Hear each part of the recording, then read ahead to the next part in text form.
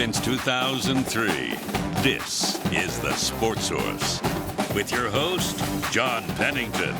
The Sports Source is presented by Junk Be Gone, Pipe Wrench, and the Garza Law Firm. The Sports Source starts now.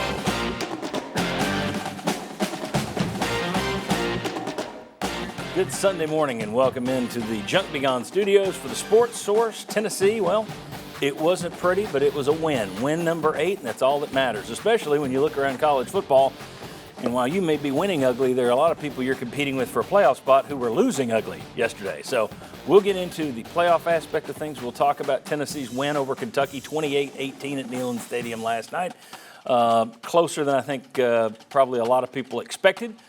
Kudos to Kentucky for that matter. We know we got a lot of Kentucky viewers watching. The team came down here and played harder than most of us expected, especially with all the injuries they had. But we'll get into Tennessee and Kentucky's win. We'll get into the playoffs. We'll talk about offense versus defense, et cetera, et cetera. Let's get right into it. First, we got 10 of us on set today. I'm almost out of water bottle. English Mountain has to provide more water bottles. We have down there Jimmy Himes. Thank you. Thank you. Back, man, you are quick off the disabled list. You're pretty good, man. Yeah, I bounce back quickly. You know that the number one ability is availability. That's Mike Stoll. That's me. VFL, Mike Stoll, back from a car wreck. Do you want to get into all your injuries? No, just fractured pelvis. Just the that's two all places. Yeah. But, hey, I'm not going to lay down and wimp out like some of these guys out there on the field. And you're I'm going come back and I'm going to fight. Yeah, but I'm paying you such NIL money That's here. true, All right. yeah. I didn't get NIL money back then. VFL Marlon Walls, VFL Will Overstreet, thank you guys for being here as well. All right. As I said, Tennessee wins with dynamic defense, man. Again, the offense, spotty, again. Maybe the reasons for the spottiness on offense were a little different, but I want to get your top takeaways. Will Overstreet, I'll start with you, and let's kind of go around the circle here. I think it's that, right? You have a sputtering, streaky offense that's kind of like a old Honda Civic out there. It's not a Ferrari. It's not a Lamborghini. It's getting you to point A to point B right now, but that's about it, and that's all you can say for it. And, you know, the reason changes why. You've had offensive line, you've had quarterback. Well, offensive line and quarterback weren't really the issues yesterday. Wide receivers can't catch, can't hold on to some touchdown throws. So it's a really, at this point in the season, it's like you said, it is what it is. You have that paired with a national championship level defense. And that is what you have in this team. And you're just sitting there going, man, I hope they can put it together. But at this point in the season, you're just wondering, can it be put together? Yeah, I get the feeling there was all kinds of talk this week that, okay, well, this is a breakout game. We talked about it here last week. It's a breakout game. I don't think this offense has a breakout. It may have one game where it explodes and everything clicks. I don't think they're going to turn some switch and all of a sudden, oh, now it's going to work for the last 4 games. I just think you are what you are at this point. Marlon, your big takeaway. Big takeaway is Josh Heupel said something at the end of the game when they interviewed him, and he said, good news for Tennessee fans is we have not had our best game yet. And so my big takeaway is just watching us last night, a lot of what Will said. You keep waiting on this offense to explode because that's what we're used to in a Josh Heupel offense. And then you pair that with a championship-level defense, and you just find yourself constantly waiting. And so for me, it's I keep waiting week to week to see what this offense is going to turn into. Or, again, that question, like you just said, is this who we are? And we just have to come accustomed to that. And I hope not, because for me, it's, all right, what happens when the defense don't have a great game? Can the offense bail them out? And so that's a big takeaway. Yeah, for me, my takeaway is you look at what Tennessee has done, but you look around all of college football, right? I mean, it is as competitive as it's been in years. And so I think the way that Tennessee's going out there, they're struggling. Alabama in 1992 had one of the best defenses you'll ever see, and their offense stunk until the very last couple games of the year, and then they clicked. I don't think Tennessee gets there. Kudos to Dylan Sampson for what he's done. 142 yards rushing. His longest run was 17 yards. Right? He's averaging 5 yards a carry, and his longest was 17. He gets yard after yard after yard. With the offensive line is a little bit better, but he's getting everything he can get. He's now at like 33 carries on the year through 8 games, more than Jalen Wright had last year when he led the team in carries for the entire season. Wow. I mean, 27 carries, 26 carries, 27 carries the last 3 weeks. He's doing it. I hate that they have to keep leaning on him to do that, though. Jimmy, takeaways. My takeaway is that I think, Nico Iamaleava has turned the corner. I think he played a really good second half against Alabama. He was 28 of 38, 292 yards. If you take away the drops, he's going to have 400 yards and 4 touchdowns. I thought he played really well. I thought he was decisive. I thought he was poised, confident. And I really liked the way he played. I thought it was the best game he's played, in my opinion, by far, against competent competition. And I think the key to that is him running. I think it's an absolute. I think there's a difference in the game when you see him get into a scramble or they've called a run for him and they've told him to open that up. And I think that's a difference from where he was earlier this year. I thought the touchdown to Kitzelman was one that stood out in that it was designed to go here. He kind of rolls out the other way. Kitzelman reads it, does the Dwight Clark thing, for those old enough to remember it, follows his quarterback, gives him a target down there. Okay, that's one where you went out and you made the play happen. I just wonder what that does for him moving forward. Is yesterday's performance going to help him confidence-wise? I think so. And the other part of that is, so Tennessee gets the ball on their own 9-yard line in the fourth quarter. And the first 3 plays are passes. I'm thinking they're going to hand off. Heupel is showing more trust in him. Now, he would have done that with Hendon Hooker a few years ago. But early in the year, he wouldn't have trusted, I don't think, Nico to open that series with 3 passes and then to hit a couple of 3rd and 7s on that touchdown drive, which ended up giving Tennessee a decent lead. So I think that I asked Heupel, did you open the playbook? I should have said, did you show more aggressiveness with Nico? And I think that he did on that particular drive. Go ahead, Mike. Well, I was going to say the last half of the Alabama game, he's more comfortable. He has an open week to process a little bit more. And then he come out, and you look at early on where he was distributing the ball. He was distributing the ball out into the flats to his tight ends, different routes. He's seeing the field better versus locking into one guy and trying to get the ball. They also did a nice job starting that game, though, by they tried to get him into a rhythm early, which I thought was clear, and I thought that was smart. The offense as a whole, though, I mean, I was talking yesterday that it's kind of like Vol offense bingo, because there's 3. Just see how many drives. You get a sack, you get a dropped pass, or you get a penalty specifically on an offensive lineman. That's B1. Or an offensive lineman. B1. Yeah. Bingo. Well, B1 and here's the thing. There were a couple drives yesterday where you hit all 3 in one drive. I mean, they continue to kind of. He may be getting better, and that's good. The offensive line may be getting a little bit better, and I think that's helped by they're moving the pocket a little bit more. But anyway, I do think they're not good enough to overcome their own mistakes. A bad play finishes them off, and it's typically sack, drop pass, penalty on an offensive lineman. Or fumble. Often penalty on John Campbell. Fumble. Samson's fumble. So that's a problem. The defense, though, and I've said this before, we've got to be quick here, but the most impressive thing to me is we've all watched the NFL, we've all watched college football. Great defenses paired with a so-so offense. Eventually, the great defense breaks. It yields. It's like, I can't keep doing this for you. You keep giving the ball back. I can't keep it up.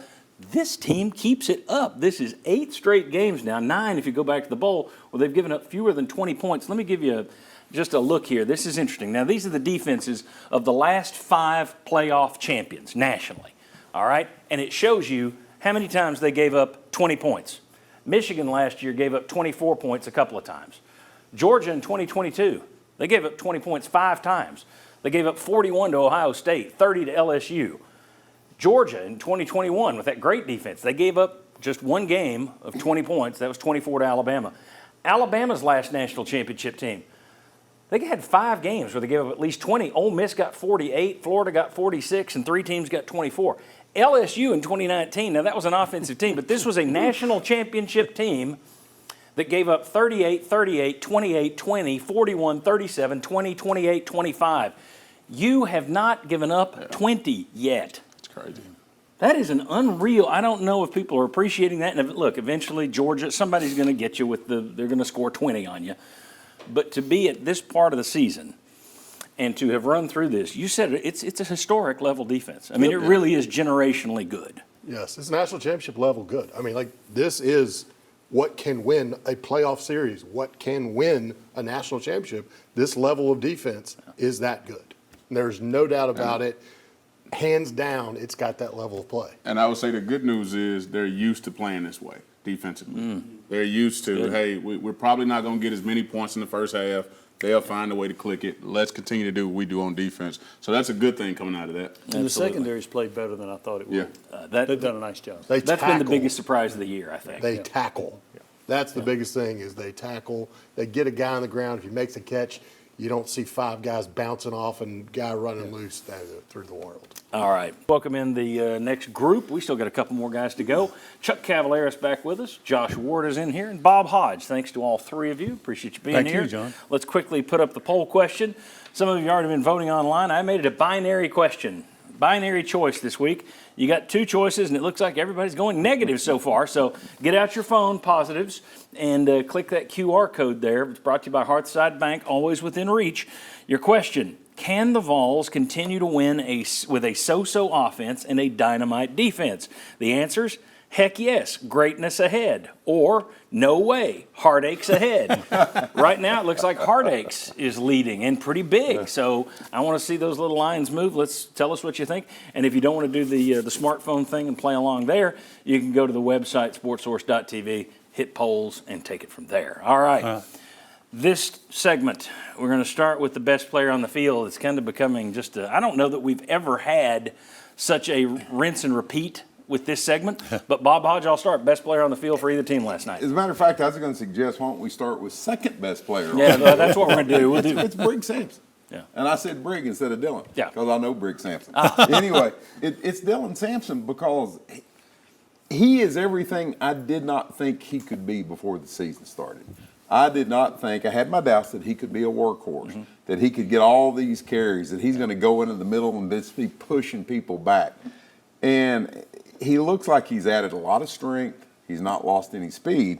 So he was your best player on the field. I think last night somebody impressed me too was Cooper Mays. I was sitting there watching the offensive line a little bit, and I thought he had a really, really good game. And oftentimes in pass protection, the guy that came his way, that was it. He was done. He made no more pressure on the quarterback. So I think you go Dylan Sampson, and I'll give a shout-out to Cooper Mays. Any other honorable mentions, guys, that needed a attaboy for their performance last night? Well, I think you got to get one of the tight ends in there too, Kitzelman. I mean, that finally, how many of us have been yelling for the 12 personnel? Get the tight ends out there. Your receivers are struggling. Get the tight end. I think that really gave your offense a boost. So he had a real good game. 6 catches, 97 yards, a touchdown. He should have had a second touchdown, but it was he had a very good game. I'm not gonna knock him too much. Josh, anybody else you'd throw in there? Well, if we're doing from an honorable mention standpoint, I think Nico deserves a mention because what Jimmy mentioned in the last segment, if balls are caught, his job is to deliver the football. Yep. It's not to catch it. His is the hardest part of that equation. Right. If they're caught, then he's putting up numbers that are outstanding, right? And that changes how we're discussing him. We've gone all offense, so choosing one defender is always difficult. Joshua Josephs goes after the quarterback and goes after the ball smartly at the same time. So I'll highlight Joshua Josephs, kind of choosing between him and Will Brooks because Brooks has another pick. Well, that's where I was going to go. I was going to go Will Brooks, he's getting up there with Dylan Sampson. His name's getting mentioned on this show constantly. So congratulations and to the Carter, walk-on. let's don't forget about him. You know, especially what he's been doing at middle linebacker. All right, Josh, worst decision last night. It could be from either team. Yeah, well, it felt like it was just a run of bad decisions in the first half, the way that game went. I have a difficult time choosing one. I thought clock management at the end of the first half was poorly executed. I don't really think the Tennessee scores there, but Tennessee kept itself from having a shot to get points at the end of the first half. Yeah, by instead of, they could have clocked the ball with about 10 or 11 seconds after the little dump-off pass. And instead they ran another play. They get the first down, which stops the clock. And then it's almost like they thought they went out of bounds or something. It's like, well, the clock won't start until we snap it. It's like, no, they rolled it, and then you call for it. It doesn't come. Now, they could have been in Nico's ear at that point saying, they're just going to wind this thing and go. So that was an all-around drop, I thought. It was an appropriate ending to that half, but still not good. Anybody else have a bad decision? I got one. I got one. Go. And I thought it was in the first half when you got fourth down, instead of kicking a field goal, Stoops goes for the first down. That's coaching against Tennessee in 2022. oh, we've got to have points, field goals here. And I thought, That's interesting. I would kick the field goal right here because this offense has not been playing well in the first half. Would that field goal have changed the end game a little bit? And so it's kind of hard to ding a guy for something he did right there at the beginning of the ball game. But I thought he's coaching against 2022 and not the offense Tennessee has now. It's good. The ones I had go back to Omar and Norman Lott. Brock Vanderbilt comes off on the sideline. Yeah. He is lucky he did not get it. It was a dumb penalty. He didn't get called for it, but he didn't catch him. Yeah. He hit him as he's coming into him. He extended and pushed, and that could have been flagged. And then at the end of the game, the play that would have ended it, Bob, we talked. You thought he pulled it off as he was tackling him. Yeah. He pulled it off after they were on the ground. It was like his hand was in there, and he just pulled it on out. I don't know. I'm a big fan of Omar Norman Lott. We've bragged on him on this show. But I thought he looked a little out of control last night. He looked a little fired up, a little too fired up. And my biggest disappointment. Well, that's where we're about to go. Biggest disappointment. Okay, go. Obviously, the 3 missed field goals, right? And I think you got to look at all parts of that. I'm not sure the hold the ball is. When somebody hooks it that bad, a lot of times the laces aren't the way they're supposed to be. But missing 3 field goals, that's a disappointment. Settling to kick 3 field goals is a disappointment. So you left 30 points on the field in the first half. Well, in that game, you had 3 drop touchdown passes in the game, and then you had the 3 missed field goals. Let me put up a graphic here about Gilbert. He was 12 of 12 from inside 50 yards. Yeah. I thought one of those Alabama kicks he missed was shy of 50, but apparently not. My memory doesn't work anymore. But 12 of 12 under 50 until last night. Then he missed the 3 last night. He is one of his last 6. Now, he did close out the Alabama game by hitting one, but you got to get this guy going.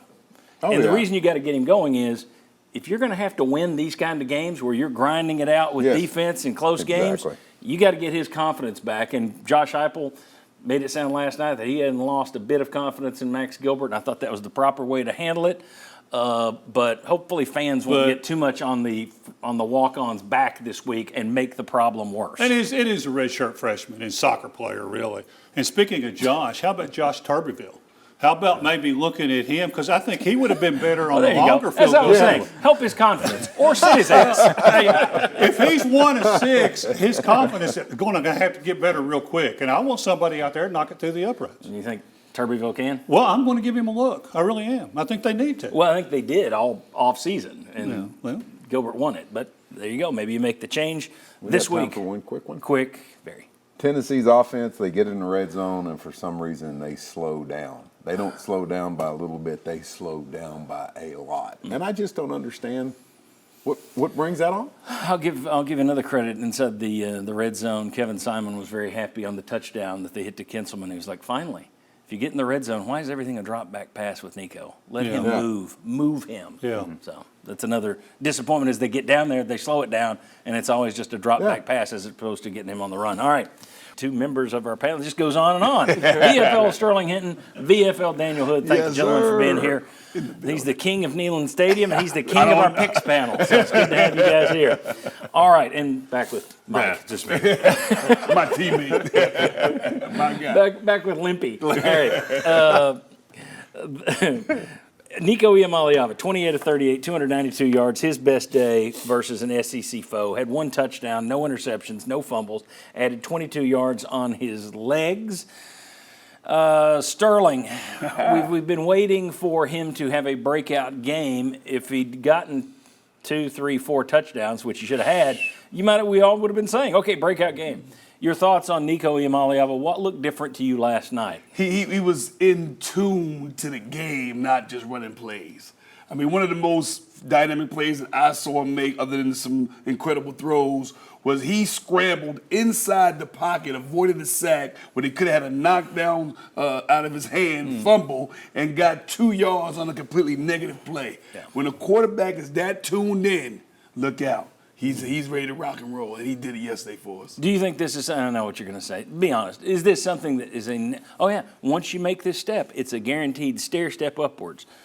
Are you ready to say, okay, this is it, I'm in. He's the finished product now. Or do you say, hey, you're still going to have some stumbles along the way? Where are you? No quarterback will ever say he's a finished product. Jones, and I will not say that to him. I don't even understand his ceiling. I know the guy has an incredible amount of ability, and we've got more good stuff to see. And even then, he probably never considered himself a finished product. I don't think there's any question. I don't think anybody reasonable had any question at any point over his arm and his legs. I think he's got the talent. It's just a matter of getting this ready to go, and that only comes with time. Daniel Hood, that you have an interesting take here. I'm going to take it from the quarterback, and we're going to talk receivers. I was going to do more on Nico, but I actually want to do more on the receivers now. I thought it was a bad day for the receivers, what with the 3 drop touchdowns. And I ripped him a couple weeks ago. I said a couple weeks ago, throw it to McCoy and Thornton. They can catch it. Squirrel White and Chris Brazzell, they make every throw a 50-50 ball. I don't know if they're going to catch it or not. Now, I hate to say that, but, hey, they're on scholarship. They're getting NIL money. They're big boys. Prove me wrong. You, though, weren't that upset with the day the receivers had. I wasn't. I thought this was the best game for them as a group. And, of course, the receivers not just catching the football, blocking, getting open, helping your quarterback out. And I think Josh Heupel's game plan coming into this one was to really focus on those things. And you saw many of the plays. Mike Matthews came in, had a pancake block on the big run down the field. Ketzelman had a big pancake block that led to the 25 yards down the heading towards the checkerboard on the left side of the field. You had the insane play by Ketzelman where he's supposed to be running across the field to the back of the end zone, sees Nico running out to the right, comes back, catches a touchdown. Like, those are second and third level football plays that you don't get from a young group of guys. They came in, they helped their quarterback out, and hats off to Nico for finding them. Sterling? Well, you know, as a quarterback, what would you have thought about the receivers? Well, as a quarterback, first of all, you hate drops after you go through your progression. You hate them, but they happen. And I would always say with the skill level that they have, the deal is this. The deal is this, brother. They're going to make him look good coming down the line. They owe him one. They're gonna give it back to him. Well, they owe him several. They owe him several. So no, they owed him from. They had some drops against Alabama. They've had some drops all year. I had somebody jump to me a couple weeks ago. I was like, "Well, Nico's not getting them the ball. When he gets them the ball, they drop half of them. So that continues to be a problem." It's something you can shoot for when it's not. Here's the problem. I'll give you the real problem was the Nimrod last night. That sounded wrong, but okay. Jazz Nimrod, the Nimrod play was what I was trying to say, although it came out kind of amusing. That was a Jalen Hyatt. That was a classic Jalen Hyatt touchdown. It's a 20-yard throw that you take 50. You're still running, touchdown. To drop that is the exact kind of problem that we've had with Nico so far. It's like, is anybody going to help this guy take a short pass the distance? And that was an excellent opportunity, and they didn't do it. Yeah, I think, Daniel, I appreciate second and third level decisions that they're making or they're progressing, but the first levels, you got to catch the dang ball. I mean, it's just like, catch the ball. Now, I know a couple more tougher. I think to Nico's credit, he's seeing the field better. The game is starting to slow down for him a little bit where he's, okay, I'm getting pressured. I feel the rush. He's seeing the field. His guys have to help him out. And again, at the end of the day, I don't say the touchdown that Kitzelman got hit on and popped out. That was a good hit. That's a tough catch. Still got to catch it. That might have been a touchdown. I want that reviewed because he caught it 1 foot down, then got hit. That's a tough one. But overall, again, you think about how that changes a game, how that changes the score of the game. All of a sudden, you've got a guy in there as your backup quarterback. He's got to throw the ball. It totally changes everything. So those receivers, when they get a chance, catch the ball. Nico's not looking as jittery, if you will. Right. He's also not getting hit as much. Now, we ripped the offensive line, especially you did, and with good reason. They've moved the pocket a little bit more. They're calling the games a little bit differently, so the coaches are doing a different job. But talk to me about the offensive line. Do you see improvement there in the pass protection? There is, okay, and I think, any defensive line will say this. They're doing quick sets. So when you quick set on somebody versus drop back on a kind of a pocket pass, it takes the defender out of his flow. It's like, okay, I'm going to make this move. They're on you quicker. So those quick sets disrupt kind of the flow of those defensive guys to get in and get the pass rush. Plus, moving Nico around a little bit. He's stepping up. He's feeling the pocket better to where it is improving. I'd love to see no holding calls or at least, bingo, B1, don't get it and kill a drive. Do it in the fourth quarter when you're just, way ahead. Okay. All right. You got something to throw in? No, penalties, there's no correlation between winning and losing football games. So I'll take penalties and winning games. See, I think that's the analytics speaking. It is. Stats. It's just like on defense. Like, you train your defensive line when you're coaching defensive line that you're going to have some, jump off sides because you're trying to jump the snap, especially on like the 3rd and 24 that we got yesterday.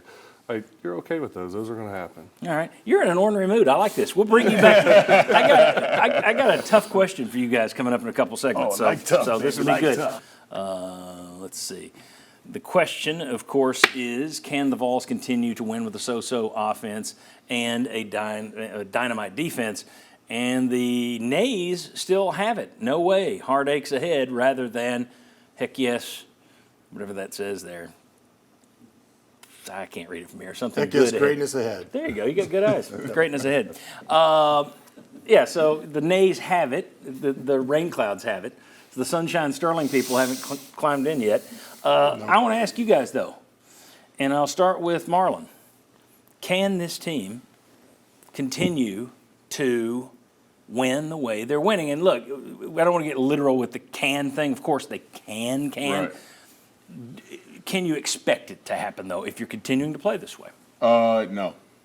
No, I'll say no because when you're talking about a defense leading your team to an SEC championship, SEC championship game, we've got to create more turnovers. You're talking about more sack fumbles. You're talking about more negative plays, more interceptions. You've got to have 2 really good corners, a really good safety, and I don't think we have those things. We've got depth at the defensive line, linebacker spot before Peely went out, but I think we're not as talented on that side of the ball to go lead us to a championship.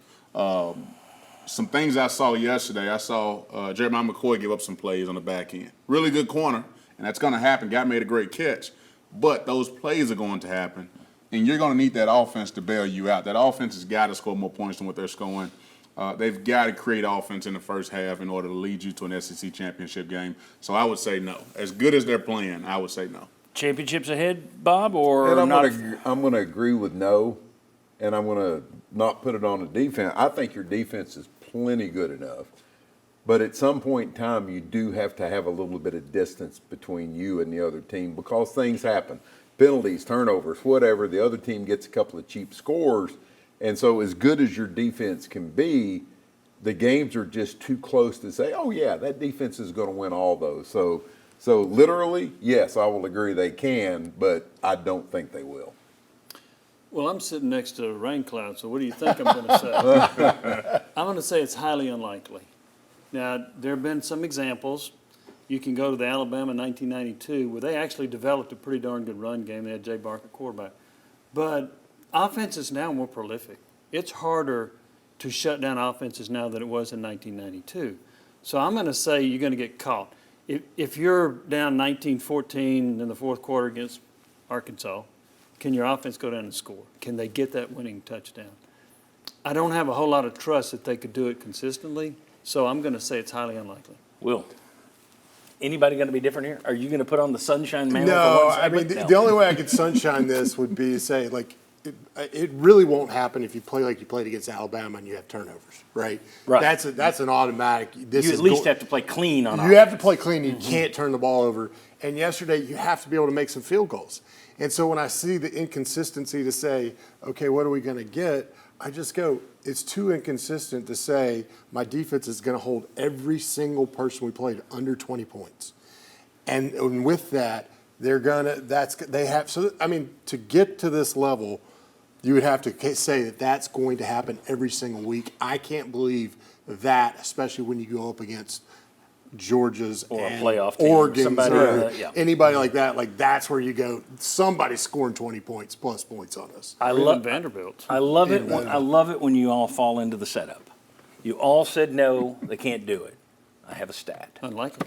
I have a stat that ESPN put up yesterday that kind of shocked me. All right. See if this changes anybody's tune. Tennessee is the 5th SEC team since 2000 to hold its first 7 opponents, now 8, under 20 points. So 5 times since 2000, an SEC team has done this. The previous 4 all won the national championship. Wow. What kind of offense did they have? Not at all. I would say look at your quality play. Look at your opponents and what their records are now. Well, and also I'd like to know the offenses. Yeah, certainly. Because, I mean, Georgia had offense that would score fairly regularly with that defense. Like, it didn't have great games every game. Yeah, and Alabama had good offense for the most part but, too. Yeah. But you had half your game. I tried, folks. They would come out with a 40-point game every once in a while. But so I think it's kind of that. I think the offense has to take another step or two. Like, you have to be consistently getting 28 to 30 points a game for you to say this is a legit team that's going to get there. All right, I tried. If you don't like the negativity on this crew, then get in there and vote for the positive one that I can't read as opposed to the negative one that I can't read. But let's look at some Dylan Sampson numbers here. This is UT single-season rushing records, or these are UT single-season rushing records. Peter Piper picked a peck. All right, single-season carries, the most ever, 291 by Travis Stevens back in 2001. Dylan Sampson's at 171. If you prorate that over 13 games, that's 277. So he's getting close to the number of carries Travis Stevens had. Single season yardage, 1464 for Travis Stevens in 2001. Dylan Sampson's at 980. Prorate that over 13 games, he breaks the record at 1592. Single season touchdown, he already broke that last night with some help from his friends on a rugby scrum. Heck of a run. He's got 19 already, owns the record. Single season 100-yard games, the most in a season at UT. Jay Graham with 11 in 1995. Dylan Sampson's done it in 7 of their 8 games so far. He's still got a chance to break that as well. Sterling, we've been talking about a defense that is as good as any Tennessee has had since 2001. Yes. Now we're talking about Dylan Sampson, who's having as good a season as any running back at Tennessee has had since 2001. Generational seasons we are seeing from the defense and from Dylan Sampson. And now I'm going to make you pick one. We didn't put Chuck in this segment, so there's no Cavalerising. Can't Cavaleris. No, so who's having the more impressive season, Dylan Sampson or this defense? I'm saying Dylan Sampson. Now, only because I'm an offensive guy, but simply because he's doing something and sharing time at a position to where he's doing it basically by himself. Yep. He's getting hit in the backfield, still getting 2 or 3 extra yards. He's making people miss. He's outrunning people. I mean, last night, he got pushed into the end zone, but the amount of strength he had to show just to stay up with his teammates on his back. There's probably 2,000 pounds of athletic man on him, getting him in the end zone. And he stayed up and he walked to the end zone. I mean, I'm just saying, Dylan has done what it takes. He's waited his time.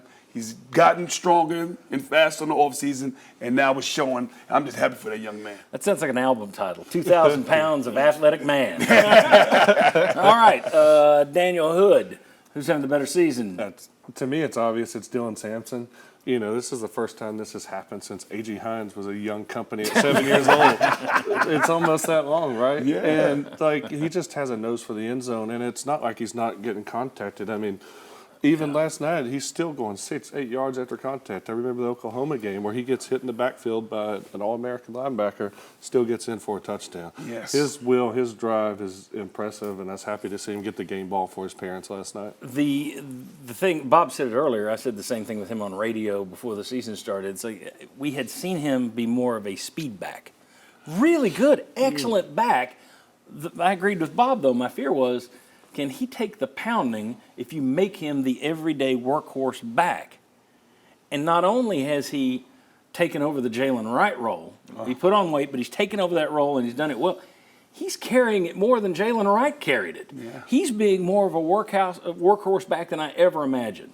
What Dylan Sampson is doing is fantastic. But we're giving short shrift here to a generational defense as well. Josh, are you going to make it a sweep for Dylan Sampson, or are you going to pull one back for the defense here? Better year. Yeah, so I want to clarify. I don't think this is easy, and I'll get to Dylan. Daniel. This is obvious. Tennessee might have the best defense in the country. If you're the best in the country, then you deserve some consideration. But I'm going to go with Dylan because the defensive effort is obviously collective, right? It's the depth of talent they have. It's the amount of players that are stepping up, making different plays at times. Dylan is stepping up in spite of his offensive teammates not doing their part a lot of the time. Opposing defenses know Dylan's getting the football. You know it, I know it, everybody knows it, and he continues to make plays. For 3.5 games worth, 14 quarters, he was the only Vol to score a touchdown. He scored a touchdown in 8 straight games for Tennessee this season. He has literally and figuratively carried the offense this season. Yeah, and he's also, in terms of talking to people over there, You ever hear a bad word about Dylan Sampson? That's part of it, too. He is a team What Miles leader. Kitselman said about him last night, a couple weeks ago, Dante Thornton said that he is inspired by the way Dylan runs the football, the way that he plays. He's an emotional leader. That, I think, keeps his teammates' spirits up, even if they're not making the plays they need to. You know, I think he also carries weight because of his performance. It allows him to be the guy. It means more coming out after the Arkansas game. If one person's going to say, yeah, we got a little lackadaisical this week in the open day, we got a little complacent, there's one guy that can deliver that message and not have guys, fire back. And it's a guy who's doing his part every single week, who's a good leader since the day he walked on campus, and that's Dylan Sampson. And I had the pleasure of meeting him when he was getting recruited. And he hadn't made a play yet, and he's the same guy.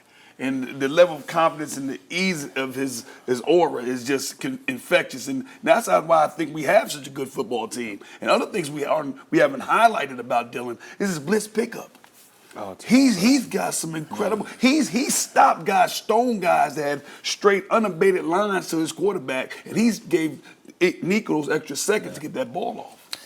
Go ahead. I was going to say just one thing in mention of the defense. One of the stats that someone pointed out to me last night is opposing quarterbacks in the SEC haven't been able to finish the game against this defense. Just like to me, that's not good. But to me, it just talks about how hard the defensive line's playing. The linebackers. Will Brooks has some of the best instincts I've seen of someone on the secondary. Yes. Gerard McCoy one-on-one is one of the best in the country right now. You've had 4 quarterback changes in SEC play alone. Now, Oklahoma made the decision to flip quarterbacks, but you made Jackson Arnold look pretty bad. So that led to that. But then they had to make a switch. Florida had to make a switch. Arkansas had to make a switch yesterday. So that defense is pretty fierce. If you're an opposing quarterback, watch out when you play these guys. I want to throw something out very quickly. This really isn't for comment. Just a stat. There was a lot of discussion last night on the broadcast, and then afterwards, it's like, why did they bench Sampson? They benched him after a fumble. Why did they bench him? Well, they really didn't. Take a look here. I went back through the previous SEC games. They kind of handled it the way they usually handle it with Dylan Sampson. They usually go to Deshaun Bishop with the 3rd series. They actually had Sampson get the 3rd series. That was when he fumbled. Then they went to Bishop. Bishop got hurt. Bishop typically gets a couple of series in every first half. Last night, Bishop got hurt. They just kept going with Peyton Lewis. They just went next man up rather than go back to Sampson. I really don't think there was any kind of message being sent. I don't think there was anything unusual there. To me, that's kind of the way they're giving him a little bit of rest. It looks like they run him hard in the first quarter. Second quarter, they give him a little bit of a breather, and then they come back and let him be the jackhammer in the 3rd and 4th quarter. And I wish they could find some more guys to take some heat off of him. We'll see what the word is on Deshaun Bishop and his injury. I haven't heard anything this morning. Anything? No, they're not exactly. I'm sure Josh Heupel isn't tweeting the details. Look at the poll results here. Let's show you what we wound up with. Oh, wow! After you negative Nellies a couple segments ago, went all negative and said, no, they can't continue to do this. The Sunshine Sterling crowd, I think he was whipping up the crowd on his cell phone or something. Yeah. So they take the cake. The win goes to the offense. We'll continue to have that up, and you can play it throughout the show. But as far as our official standings, we're going to call that one in favor of yes, heck yes, they can continue to win this way. Greatness ahead. All right, let's talk about the playoffs. Let's go ahead and look at these full screens if we can, these graphics for folks. There we go. Scores from yesterday. All right, 6 teams in the top 20, all of whom were projected to be in the playoff mix, all lost yesterday. And that is great news for Tennessee. They're listed in pink there. Penn State lost to Ohio State at home. Texas A&M finally lost in the SEC. Crushed at Carolina in November. I think Vol fans can relate to that. Clemson lost to Louisville. That's a big help for Tennessee. That's their 2nd loss. Iowa State and Kansas State in the Big 12 both lost. That's great. Pittsburgh got whooped by SMU. That should end their chances with that bad a beatdown. Here's why that matters. Take a look at this next graphic here. This will explain it. All right, so there's going to be 12 teams in this playoff, and you just think about it. It's like, well, the SEC will get 4, the Big Ten will get 4. Well, look at these other leagues. If the ACC gets 2 teams in and the Big 12 gets 2 teams in, the Group of 5 champion is automatically in, and right now it looks like Notre Dame probably isn't going to lose, so they're going to get in. That's 6 right there that are already taken, which means you'd have 6 slots to share between the Big Ten and the SEC, which if you're Tennessee, now if you win, you beat Georgia, it doesn't matter. But if you lose to Georgia, okay, now you're going to be hoping that there's 4 slots for the SEC, just to make things easier for yourself. So what you need is you need the ACC and the Big 12, and hopefully Notre Dame, to start taking some losses. And yesterday, Clemson, Pitt, Iowa State, Kansas State, those all help your chances. If you could just get 3 teams instead of 4 from the ACC and Big 12 combined, if Notre Dame could somehow lose, then you can kind of feel comfortable regardless of what happens at Georgia. And I'm also, let me be clear here, I'm also taking Vanderbilt for granted right now, which is your absolute nightmare scenario. You beat Georgia, and you're sitting there probably number 1 or number 2 in the country, and you lose at Vanderbilt. But for now, we'll just put that in the win column, and we'll just look at the Georgia thing. Jimmy, your thoughts on the playoff path and what we just laid out there, how do you think it looks for the Vols right now? I think it looks really good given the losses that you just talked about. So what happened with the majority of these teams is they now have lost their margin for error. Now, some of them may be out anyway, but there's no margin for error. I mean, Clemson has to win the ACC now, right? Or they're out, and they have to beat Miami in the ACC title game. A&M's got Texas later. If Texas beats A&M, A&M's out. But the Iowa State, the Kansas State, and the Pitt loss, those are really beneficial to Tennessee. So now, when I look at Tennessee, and if Tennessee can go 10-2, I really like their chances of getting in the college playoff a lot more based on what happened yesterday. Clemson loss was good. SMU all of a sudden becomes an interesting team to watch because they have 1 loss to BYU. They have a clear path to an unbeaten record in the ACC. If they can go to the ACC title game and beat Miami, then SMU's getting in, and Miami would still get in 12-1. But I think the Big 12 really helped Tennessee. I think the Big 12 is playing its way to 1 spot, is how I would view that. So that could open up a position. But how Tennessee plays against Georgia will, if Tennessee loses that game, and Tennessee's 10-2, 11-1 they're obviously in. At 10-2, if they don't beat Georgia, how do these closer games against Kentucky, Florida in overtime, how does that affect Tennessee the way it's viewed against the committee? I think that's the fear that still exists out of these close wins Tennessee has. And you may need a close defeat to Georgia if you lose to them, right? You don't want to get playing well in the loss. Right. Let's talk Georgia very quickly with you two guys. There's really 2 ways of looking at it. If you're wanting to reach Atlanta, okay, get Georgia as many losses as you can, then you go in there. But if you're just looking at playoffs, which matters more than the championship now, sadly, if you're just looking at the playoff, then you kind of need Georgia to be a good win if you beat them and a good loss if you lose to them, which means I had somebody text me during the Florida game yesterday, said, I'd love to see Florida beat them. I'm like, no, you wouldn't. No, you want Georgia to be a quality win or loss for you either way. So when you're watching Georgia Ole Miss this week, I think you need to be pulling for Georgia. Well, for 2 reasons. One, get Ole Miss out of here. Eliminate them. That loss puts Lane Kiffin and Ole Miss done. And, that's exactly what I was saying yesterday as Florida looked really good in that game right up until they lost their starting quarterback. And I was sitting there saying, no. We don't want Florida to win this game, except for maybe that they would keep Billy Napier. But as far as the playoffs are concerned, it puts you in a weird cheering position. Because I don't like Texas, but get Texas A&M out of here when they play Texas in a couple of weeks. And Chuck, that's what I was going to ask you. Are you finding this fun that now we're not just watching games that, I'd like to see this team win or this team win. Right. Now it's like, well, normally I would be for Georgia to lose, but I've got to pull for Georgia to help my playoff chances because my second loss will be – is that good? Do you like that? Well, I think it adds some interest to it, doesn't it? And it's like the baseball term scoreboard watching. You're doing more of that. The thing I wonder about, guys, is Tennessee just has 1 quality win, and that's against Alabama. And we've talked about it before, the weak non-conference schedule, and then the teams you've beaten. NC State kind of fell off the map. That was a top 25 win. Oklahoma's fallen off. Oklahoma's fallen off. You go to Arkansas and lose, and now you've had teams go in there and win convincingly. So if you start comparing things, I can see how Tennessee's got some work to do. Beat Georgia and they don't have any work. Well, you beat Georgia. You're good if you beat Georgia. All right. We normally do it over there, but it needs to be a quick segment. We went over in the playoff thing, so I'm just going to be short and quick with this. When Josh Heupel first got here, they would jump on teams early and then kind of hang on to the end. But everyone enjoyed that psychological boost of, we jump on these teams early. Now it's the other way around. Now it's like, oh, gosh, we're slog. It's slow to get going. But you grind somebody down, you pass them at the end.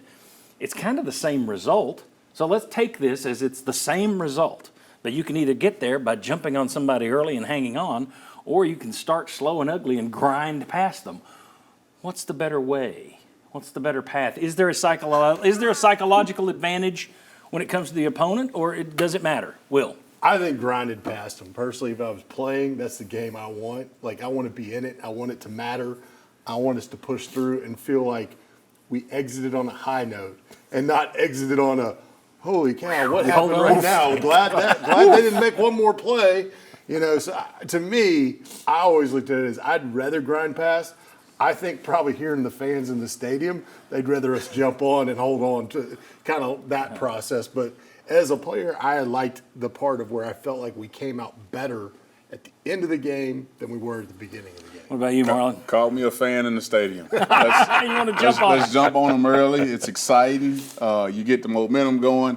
I want to be taking my tape off and then coach say, hold on, you got to go back in. I prefer to be on that ship. So. All right. Very good. Mike, what are you doing? I think Is there a difference? I think it's situationally. I'd love to have jumped on Kentucky earlier because then, we're beat, we're injured, we have all these problems, and we're behind. But I do think from a player's psychological standpoint, you know what? We have ground this out. We have battled in every single game. We're not out. So I think as the close games get down to the wire, I think mentally as a player, I'm like, we got this. We know we can go and take their will from them. We're the team that gets stronger as the game goes on. Well, the other problem is, too, if you're used to your offense jumping out and all of a sudden they don't, then you go, uh-oh, what's going to happen? And so that can be, if you're used to your offense relying on it getting South Carolina. And then all of a sudden you don't, then you're as a defensive player, it's a very different game because you go from being mostly in pass rush mode to all of a sudden going, okay, now we got to play the run, play action, all this other stuff. So I do think it's better for the defense to grind out. And we have everybody, all the media guys are over here, but we have all of our there we go. Hello. There we go. All right. Will they or won't they for Mississippi State? Dylan Sampson has carried the ball 27, 26, and 27 times over the Vols' last 3 games. That's 80 carries over the last 3 games. Will Sampson carry the ball at least 26 times against Mississippi State? We got a yes. We got 3 no's. All right, Mike Stoll and Sterling Hinton, why do you think he's getting 26 carries against the Bulldogs? Because I think we're going to be able to run the ball, establish the run early. I think we're going to be able to make a lot of plays running the ball, and he's going to have a lot of success against Mississippi State. He's had to every single SEC game. Why not now? I mean, Mississippi State's they're not great, but they're still an SEC foe. Chuck, is he going to need to carry it 26 times against Mississippi State? I'm going to say yes, and I'm going to say just because I think it could be a higher scoring game, and that's who you are. We don't know about Deshaun Bishop either. Right. That's true. That's the other point. That's true, but boy, if they get any kind of lead at all, I'm looking to. I'll go no. I try and put him down. I mean, I would hope not. Yeah, I would hope not. All right. Next question. Tennessee is allowing 181 pass yards per game. That is 3rd in the SEC, and it's about top 20 in the United States. Mississippi State averages 255 yards passing. That's 6th best in the SEC. Will Mississippi State pass for more than 205 yards versus Tennessee? Kind of split the difference. Will State throw for 205? We got 1 yes from Marlon Walls. I just think that's what they do. They'll pop a few. We'll get up on them, and you'll get some yards later on in the game, something like that. All right. Not because they're dominant. No. Freshman offensive tackle. Yeah, no. I'm wondering again if you're ever going to have one of these games where you can pull away from a team, and Mississippi State's a bad team.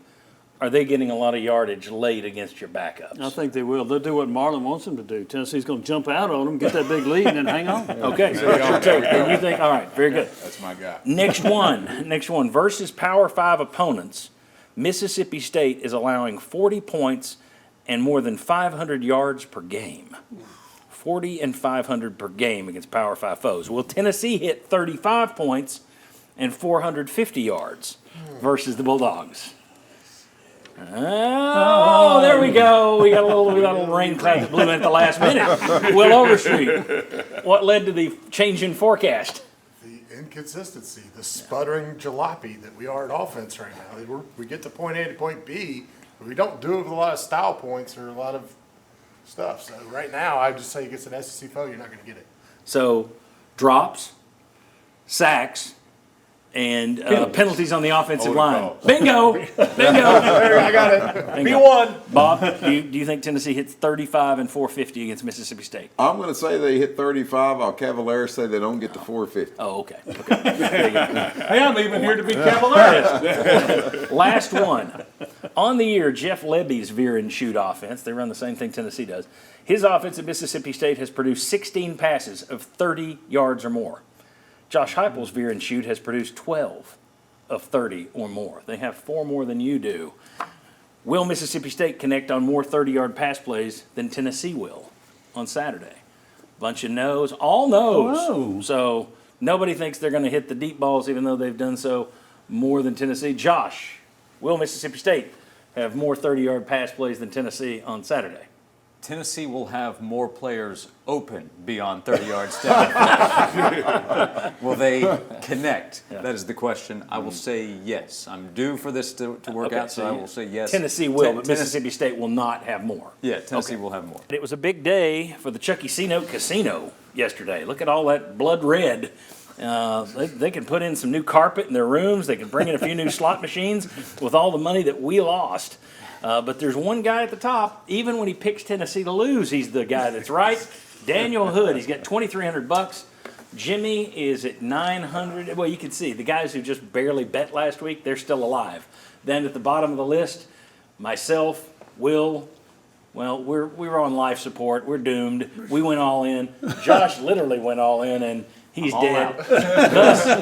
Josh is all out. Last year, you tied last year for the championship. Already out this year. It's a fickle beast, the beat the house segment. But you see, there's a little tombstone there for Josh, myself, and Will, because we're pretty much dead to the world. We'll see if that tombstone grows next week. Chuck, what are you going to do for the line? Tennessee, Mississippi State. John, I haven't seen that much red since my last English paper in college. And there was just red all over. And I don't get any respect. I tell you what, guys, this is one of those games where it's 7 o'clock kickoff, right? All these guys have talked. It's one you hope you can finally get off to the good start. Mississippi State 2-7, but they're 5-4 against the spread. So they've been a pretty good gamble as far as that goes. Tennessee 7-1, 5-3 against the spread. Before they're going into this. So this is the type of game you need to get well, but it's going to be a big number, John. I've got the Vols favored by 24 and a half. 24 and a half. Wow. Okay. See how many Bulldog fans we got in here. All right. Wow. 24 and a half. Big line. All right. Daniel, you're in first place. The minimum bet is $50. Yeah, I still got to let y'all get a little closer. I think to me this is an easy bet. If I wasn't betting $50, I'd go all in on Mississippi State. Oh wow! But you're well then do So it. he's betting it all in. It's an easy bet, but I'm not going to do Jimmy's it. too far behind. I'm taking Mississippi State for $50. Okay, 50 on MSU. Jimmy, you got $900. I'm going to take Mississippi State, and I don't feel really good about that. 100. Just 100 for Jimmy. All right, Bob Hodge. All in on Tennessee. All in. Wow, $800. And that's not because I have any hope of them covering 24.5. You can always try to catch up. You could wait till the Georgia game to go all in. No, I'll go on. Okay, there we go. Another one bites the dust next week. All right. See you next week, Bob. Mike Stoll, you've got $750. Let's go 250 on State. 250 on Mississippi State.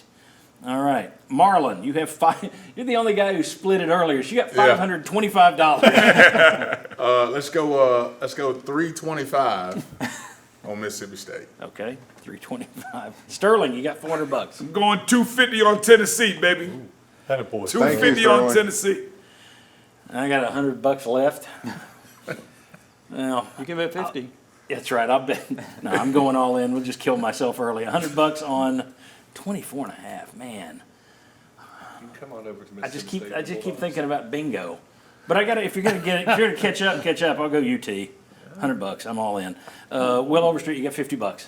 God, Mississippi State is so bad, but we're so inconsistent. That's the hard one. I'll just take Mississippi State, $50. No, 50 for All in. Mississippi Just State. say all in. All in on State. That's not even a steak and lobster dinner, man. Come on. And Josh, if you had any money left, what would you do here? 24.5. Well, whatever I'm going to say is wrong. I'm the first one out here. I said Tennessee's due, so I'll take Tennessee. I keep thinking they're due just to, here. I mean, you would have done it this week if you'd caught the ball. Exactly. Right. Or kicked the ball. I mean, well. And John, for what it's worth, I think this will be close to the Vegas number. The Vegas number may be a little bit under, but I don't think it'll be much. You almost nailed the Kentucky game. You were within a point, and you did it 2 weeks early, so kudos to you. Thank you. Thanks to you, Marlon, Mike, Sterling, Mike especially for coming over here with that busted pelvis. You poor old man. Teammate. Will, Daniel, Bob, Jimmy, Josh, thanks to you. Thanks to our sponsor. See you next Sunday right back here. See you Saturday on the Saturday Kickoff. Bye.